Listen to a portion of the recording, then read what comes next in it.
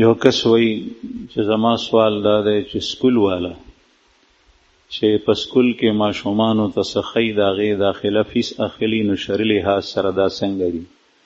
داخله فیس اخیستل دا ټیک دي که چېرې دا حق الخدمت کې ګرځئ،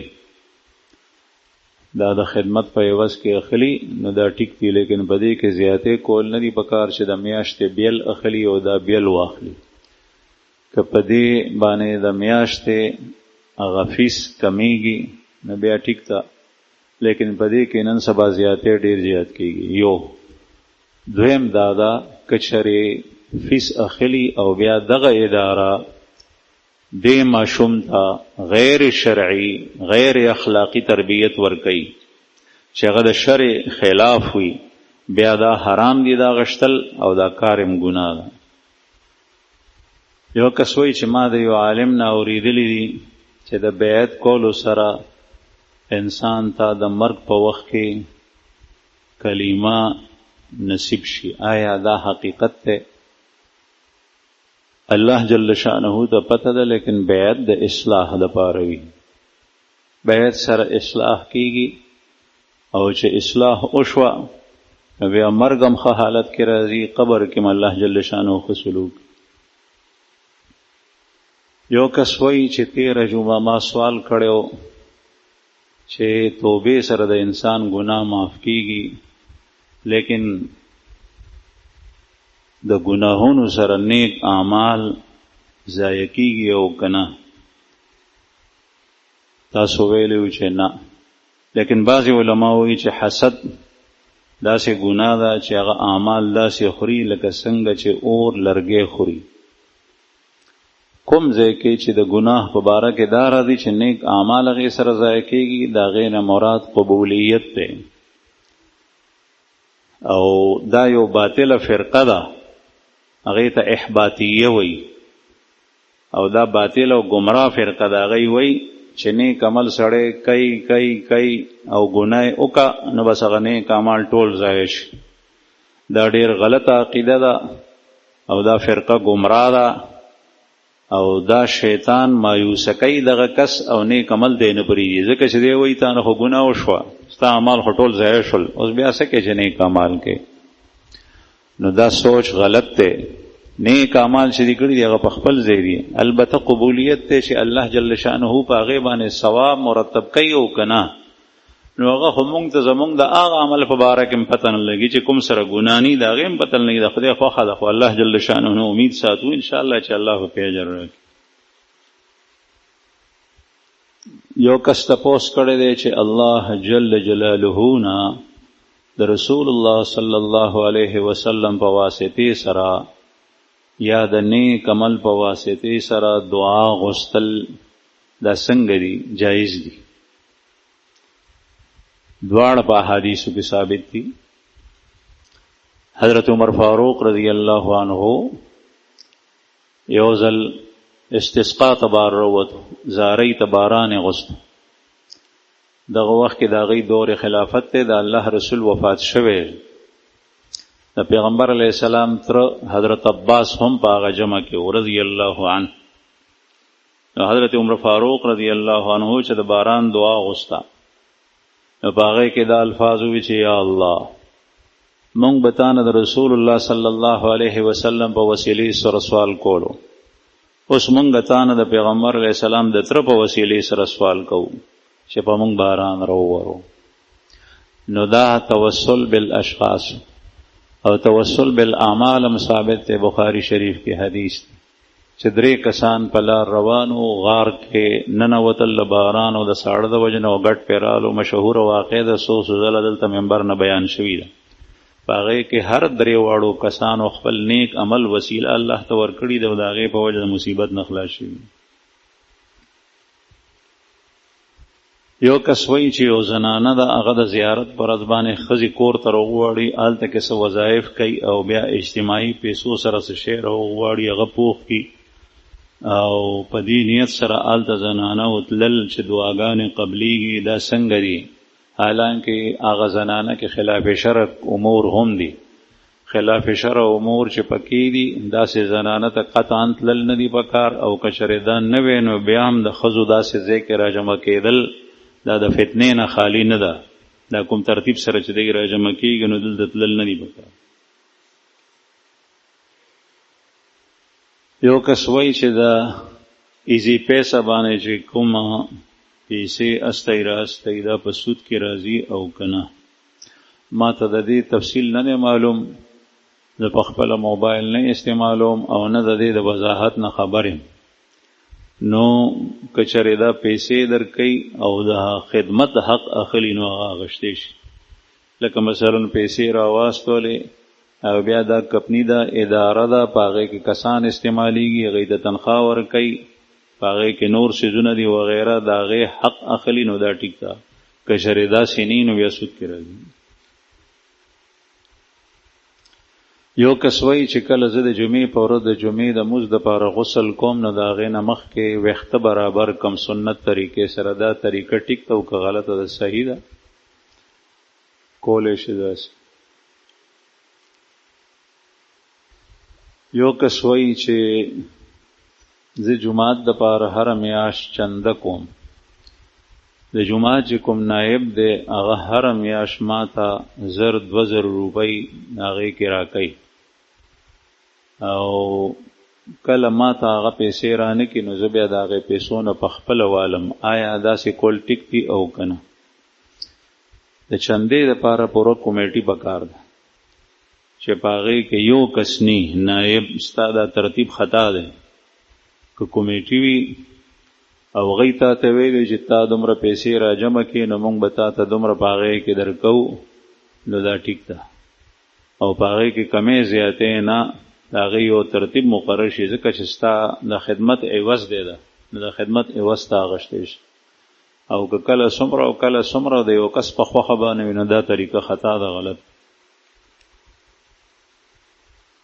یو کس تپوس کړی دی چې یو سړی په ژوند باندې دا وصیت وکړي چې زما په جایداد کې زما لوڼو ته صرف 15 لک روپۍ ورکوي. آیا دا وصیت جایز دی که نه؟ حالانکه د دې میت او د دې مړي نور مال هم شته او د 3 زامن او 6 لوڼه دي، او د لوڼو دپاره صرف د 15 لک روپو وصیت وکړي. دا طریقه ټیک ده؟ نه، دا طریقه خلاف شرع ده، دا غلطه ده، خطا ده، او د ده به غاړه په ورځ د قیامت په دې باندې نیولی کېږي. حدیث مبارک کې راځي، رسول الله صلی الله علیه وسلم فرمایي، او دا حدیث مبارک کثرت سره صحابهونو روایت شوی دی. بعضې حضرات وایي دا متواتر دی. لا وصیت لوارث، د وارث دپاره وصیت شته دی نه د سره، دا وصیت دی، د وارث دپاره وصیت نشته. وارث هغه ته ویلی کېږي چې د میت او د مړي په مال کې د هغه برخه وي او هغه ته بیا وصیت ته وکړي چې دومره دته ورکوي. نه، هغه ته خو شریعت ورکړي ده، الله او د الله رسول حصه ورکړي ده، د هغه مقرره حصه ده. نو ته په هغې کې زیاتې راولې یا کمې راولې، دا دواړه ښه نه کوي. هغه د الله فیصلې ته پرېږده چې څه جوړېږي. چې دلته کې 3 زامن دي او 6 لوڼه دي، نو د دې تقسیم صفا صفا د مفتی نه تپوس وکړه، مفتی صاحب نه، هغه به تا ته ووایي هغه برخه به ورکوې د 15 لک روپۍ نه. که چا داسې وصیت کړی په هغې عمل کول نه دي پکار. یو کس تپوس کړی دی چې یو سړی خودکشي وکړي، ځان په خپله قتل کړي، د هغه په جنازه کې شرکت کول څنګه دي؟ هغه چې مسلمان وي د هغه نه یو ټکې خبره یا یو عمل داسې نه څرګندل شوی چې هغه په کفر باندې صراحتا دلالت کوي، لیکن صرف خپل ځان قتل کړی دی، نو دا لویه ګناه ده، ډېره لویه ګناه ده. لیکن د ده جنازه کېږي او مسلمانانو ته پکار دی چې په هغې کې شرکت وکړي. البته جنازې کوونکی مشهور او غټ عالم نه دی پکار چې هغه د علاقې غټ عالم وي، بلکې یو عام کس یا وړوکی ملا صاحب دی د هغه جنازه وکړي. بل تپوس یې کړی دی چې په آخري رکعت کې په تشهد کې چې کوم مشهوره دعا ده هغې نه علاوه نورې قرآني دعاګانې غوستی شي او که نه. مشهوره دعا ده اللهم ربنا آتنا فی الدنیا حسنه وفي الآخرة حسنه وقنا عذاب النار. نور دعاګانې غوستې شي او په هغې سره مونځ کې فرق نه راځي. لیکن زمونږ احناف وایي چې په فرضو کې دا دعا غوستل پکار دي او نفلو کې بیا نور دعاګانې غوستې شي. بل تپوس کړی دی که 4 رکعاته نیت د نفلو وتړي او بیا په 2 رکعت کې درود شریف نه پس 3 رکعت ته پاس درود شریف وایي 3 رکعت ته پاسېدو نه مخکې نو سجده سهو پرې راځي او په نفلو کې نه راځي او په سنت مؤکدو کې او فرضو کې سجده سهو راځي. یو کس وایي چې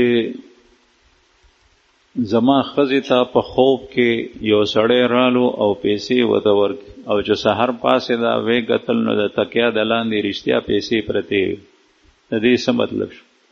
کله کله د انسان خوب هغه خیالي وي او چې څه معامله د سره کېږي هغه په خوب کې وویني. نو داسې کېدی شي چې د تکیا د لاندې په کور کې چا دا پیسې ایښې وې د هغې د وجې نه هغې خوب ولیدو ځکه چې هغې پیسو سره د دې سر او مازغه نږدې و نو هغه خوب یې ذهن ته رالو. داسې کېدی شي.